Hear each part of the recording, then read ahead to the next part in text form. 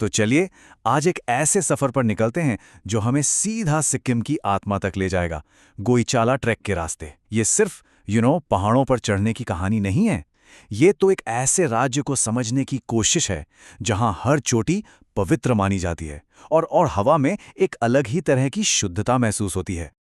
एक जीती जागती नेचर डॉक्यूमेंट्री। वाह क्या लाइन है। और ये बात गोईचाला ट्रैक के अनुभव को एकदम परफेक्टली बयां करती है। ये सच में सिर्फ पैदल चलना नहीं है। ऐसा लगता है जैसे आप किसी लाइव डॉक्यूमेंट्री में घुस गए हों, जहां हर फ्रेम, हर नज़ारा आपको हैरान कर देता है। तो ये कंचनजंगा की पुकार आखिर है क्या? मतलब ऐसा क्या है इस ट्रैक में जो इसे हर एडवेंचर लवर का सपना बना देता है? जवाब है एक वादा। एक वादा दुनिया की तीसरी सबसे ऊंची चोटी राजसी माउंट कंचनजंगा को एकदम करीब से महसूस करने का। अच्छा, इस सफर पे निकलने से पहले जरा नंबर्स पर एक नजर डाल लेते हैं। ये कोई छोटा मोटा ट्रैक नहीं है। पूरे 10 दिन का सफर, करीब करीब 80 किलोमीटर लंबा, और ये आपको ले जाएगा 4940 मीटर की ऊंचाई तक। तो हाँ, ये कोई आसान सैर तो बिल्कुल नहीं है। ये एक असली चुनौती है जो आपकी हिम्मत और सहन शक्ति को परखेगी। लेकिन यकीन मानिए, इसका इनाम भी उतना ही बड़ा है। तो कहानी शुरू होती है युक्सोम के बेस कैंप से। यहीं से हम रखते हैं अपना पहला कदम घने हरे भरे जंगलों की एक बिल्कुल नई दुनिया में, जहां पता नहीं किस मोड़ पर कौन सा रोमांच इंतजार कर रहा है। जो शुरू के कुछ दिन होते हैं ना, वो असल में बॉडी को आगे की ऊंचाई के लिए तैयार करते हैं।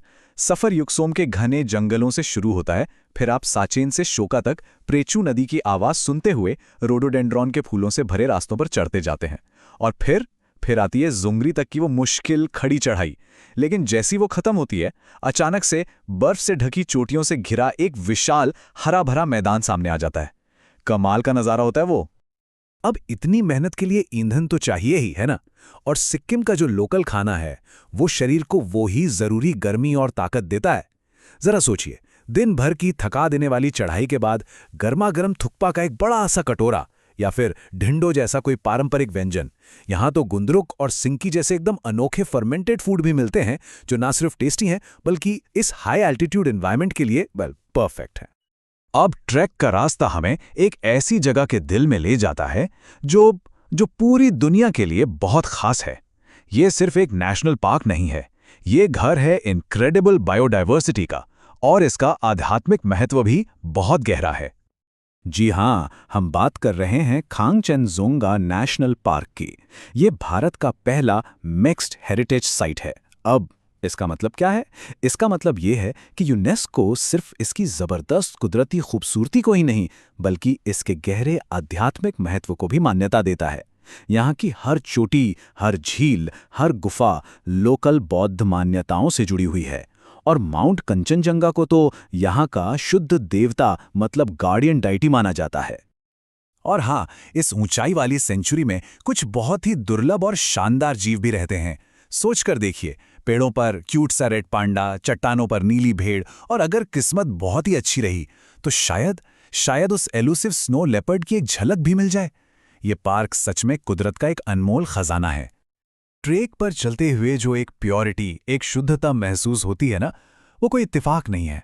चलिए 1 मिनट के लिए इस ट्रेक से जरा जूम आउट करते हैं और पूरे सिक्किम राज्य की उस कहानी को समझते हैं जिसने इसे दुनिया के नक्शे पर एक अलग ही पहचान दी है। सवाल तो यही है कि ये हुआ कैसे? मतलब how did an entire state go organic? कैसे एक पूरे राज्य ने अपनी खेती को 100% जैविक बना दिया?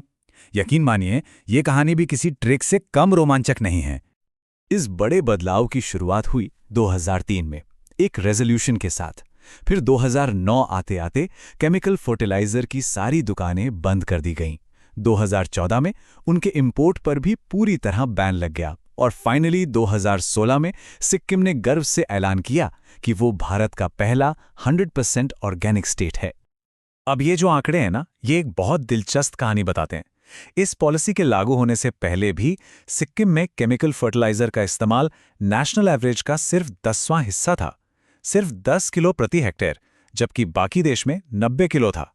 ये दिखाता है कि यहाँ के लोगों का जमीन के साथ रिश्ता पहले से ही कितना गहरा और सस्टेनेबल था, और शायद इसी ने इस बड़े बदलाव की नींव रखी। लेकिन ऐसा नहीं है कि सब आसानी से हो गया। चुनौतियां बहुत थीं। सरकार की सबसे बड़ी चिंता थी छोटे खेत और कम पैदावार। बड़ा सवाल ये था कि क्या केमिकल की मदद के बिना ये छोटे किसान अपनी उपज बढ़ा पाएंगे। इसी सोच को तोड़ना और नए सॉल्यूशन खोजना ही इस पूरे मिशन का असली इंपसन था। चलिए अब वापस ट्रैक पर लौटते हैं और इस बार हम बात करेंगे इसके सबसे मुश्किल और सबसे रिवॉर्डिंग हिस्से की, गोईचाला व्यू पॉइंट तक की आखिरी चढ़ाई। और फिर आता है वो दिन, समिट डे। इसकी शुरुआत होती है आधी रात को, सुबह के 2 बजे। हड्डियों को जमा देने वाली ठंड में सिर्फ हेड टॉर्च की रोशनी के सहारे। ये ट्रैक का सबसे मुश्किल हिस्सा है, जो आपके शरीर और दिमाग दोनों की हर लिमिट को चैलेंज करता है। और लक्ष्य है ये नंबर 4940 मीटर। ये सिर्फ एक नंबर नहीं है, ये 10 दिनों की मेहनत, जिद और हिम्मत का सिंबल है। और इतनी सारी मेहनत का इनाम क्या है? वो है एक ऐसा नज़ारा जो जिंदगी भर के लिए यादों में बस जाता है। जब सूरज की पहली किरणें कंचनजंगा पर पड़ती है ना, तो वो बर्फीली चोटी सोने की तरह नहीं, आग की तरह दमक उठती हैं। उस पल में, उस खामोशी में बस आप होते हैं और आपके सामने हिमालय का वो डिवाइन रूप। ये सच में एक स्पिरिचुअल एक्सपीरियंस है। तो चोटी को छूने के बाद वापसी का सफर शुरू होता है। लेकिन अब आप सिर्फ एक ट्रैकर नहीं रह जाते। इस अनुभव के बाद इस नाजुक इकोसिस्टम को वैसे का वैसा ही छोड़कर जाने की जिम्मेदारी और भी गहरी महसूस होने लगती है। यहाँ पे लीव नो ट्रेस पॉलिसी, मतलब कोई निशान ना छोड़ें, ये सिर्फ एक नियम नहीं, ये एक मंत्र है। सीधा सा मतलब है, जो भी आप पहाड़ पर ले जा रहे हैं उसे वापस भी लेकर आएं। झरनों में साबुन का इस्तेमाल ना करें ताकि पानी साफ रहे। ये छोटी छोटी आदतें ही सिक्किम की उस बड़ी सोच का हिस्सा हैं जहां कुदरत का सम्मान सबसे ऊपर रखा जाता है। तो गोईचाला ट्रैक तो यहाँ खत्म हो जाता है, पर अपने पीछे एक बहुत बड़ा सवाल छोड़ जाता है। जब कोई इन पवित्र जगहों से लौटता है तो अपने साथ क्या लेकर जाता है और पीछे क्या छोड़कर जाता है? ये जो कॉन्जर्वेशन और सस्टेनेबिलिटी की जिम्मेदारी है, या आखिर शुरू कहाँ से होती है? ये एक ऐसा सवाल है जिसका जवाब हम सबको मिलकर खोजना है।